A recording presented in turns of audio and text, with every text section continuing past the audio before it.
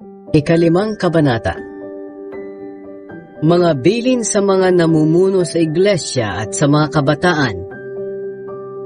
Sa mga namumuno sa iglesia, may nais akong ipakiusap sa inyo bilang isa ring namumuno sa iglesia at nakasaksi sa mga paghihirap ni Kristo at makakabahagi rin sa kaluwalhatian niya sa kanyang pagdating.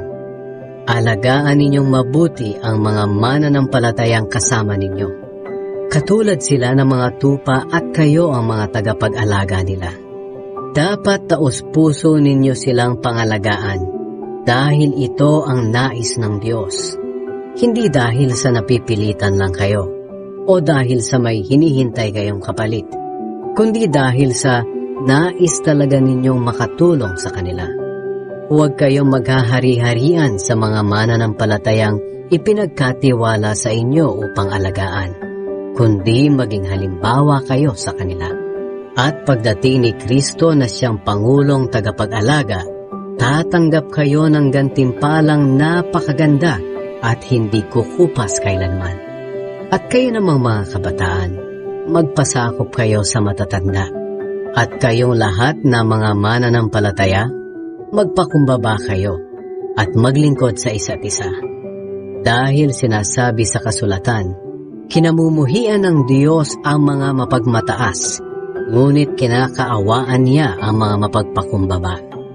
Kaya magpasakop kayo sa kapangyarihan ng Diyos, dahil darating ang araw na pararangalan niya kayo. Ipagkatiwala niyo sa Kanya ang lahat ng kabalisahan niyo, dahil nagmamalasakit siya sa inyo. Humanda kayo at mag-ingat, dahil ang kaaway ninyong si Satanas ay umaali-aligid na parang liyong umaatungal at naghahanap ng malalapa. Patatagin ninyo ang inyong pananampalataya sa Diyos at labanan ninyo si Satanas. Alalahanin ninyong hindi lang kayo ang naghihirap, kundi pati ang mga kapatid nyo kay Kristo sa buong mundo. Nararanasan din nila ang mga paghihirap na ito. Maikling panahon lang ang paghihirap ninyo. Pagkatapos nito, tutulungan kayo ng Diyos para maging ganap ang buhay ninyo. At siya rin ang magpapatatag at magpapalakas sa inyo, dahil siya ang pinagmumula ng lahat ng pagpapala. Pinili niya kayo upang makabahagi rin sa walang hanggang kaluwalhatian niya sa pamamagitan ng pakikipag-isa ninyo kay Kristo. Purihin siya sa kapangyarihan niyang walang hanggan. Amen. Mga pangangamusta, isinulat ko sa inyo ang maikling sulat na ito sa tulong ni Silvanus. Kapatid natin siya kay Kristo at talagang mapagkakatiwalaan. Napalakas ko sana ang inyong loob sa pamamagitan ng sulat na ito at napatunayan ko ang kabutihan sa atin ng Diyos. Manatili kayo sa kabutihan niya. Kinukumusta kayo ng mga mananampalataya sa Babylonia.